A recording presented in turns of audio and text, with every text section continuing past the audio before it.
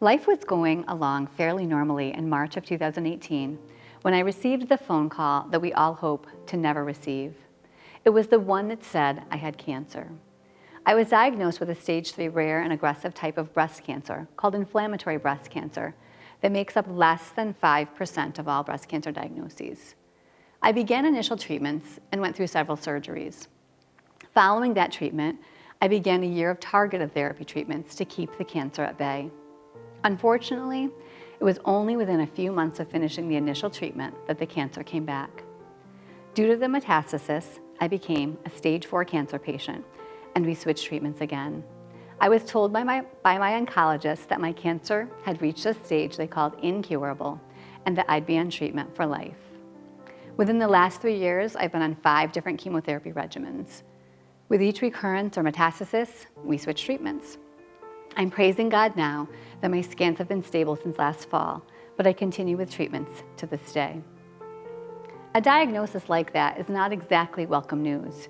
It was devastating, paralyzing, and challenging to accept, as anyone who's experienced something like this knows. The most challenging aspect of this diagnosis for me has been learning to completely surrender and trust in the sovereignty of God. I always claimed to do that, but not until I was staring at a crisis head-on did I fully realize how much I'd actually held back. I needed to learn to completely trust and literally, truly, fully surrender every single aspect of my life to Christ. I couldn't let every piece of bad news, troublesome scan, or difficult timeline from a doctor throw me. I needed to remember that my God determines the number of my days, not the doctors, not the chemo, and definitely not the cancer. I will not live one day less than what God has ordained me to live. I continue to remind myself daily that God is worthy of my trust and His hand is sovereign. James shares about finding joy in our sufferings. He does not mention happiness because that's not enough to sustain us. Happiness is rooted in our circumstances, but joy, it's rooted in eternity.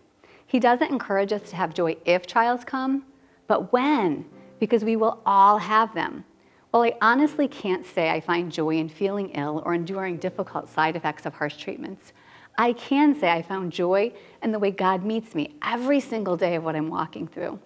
Suffering is not a mistake. It isn't the absence of God's goodness, but I found it to be the amazing sense of His presence in the midst of it. I've also learned that joy is a choice, and it's meant to be ours. God has convicted me that it is possible to have joy in our sufferings. A joy that is defiant in the face of the broken and the difficult stuff of life. It's the unyielding belief that sorrow and loss do not get the final say. It's the stubborn determination to be present to whatever may come, whether it be goodness or grief. Joy is possible in our sufferings. James mentions that trials develop perseverance, which must finish its work so that we may be mature and complete. God wants us to be mature and complete, but that doesn't mean it will come without pain. In fact, our maturity and completeness in Him will most likely come as a result of pain or something difficult.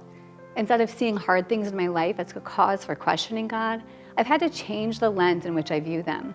I realize that every single thing God allows in my life has purpose and great meaning. I need to see them as an opportunity to serve and trust God in a way I would not have been able to without a diagnosis of cancer. I don't ask, why me, God? Instead, I've learned to ask, what now, God? How can you use me through this? How can I bring others closer to you? Reframing the question and my perspective has helped me to view this trial in a different light. All of us have challenges in our life. Some we've walked through, some we're currently in the middle of walking through, and some we haven't even faced yet. And let me challenge you, whatever you're walking through today, our trustworthy God is holding you. And as long as you are breathing, there is hope. Hang on. Don't focus on the pain. Be present in it and feel the sorrow in it, but do not get stuck there. Ask for God to show you the purpose in what you're walking through, and then find meaning there, and then share it. Don't waste it. Don't deny or diminish it, but use it to pursue a life filled with expectant and unwavering hope. Keep persevering. Look for times where Jesus has come through for you in the past and focus on them. Remembering those times increases our hope.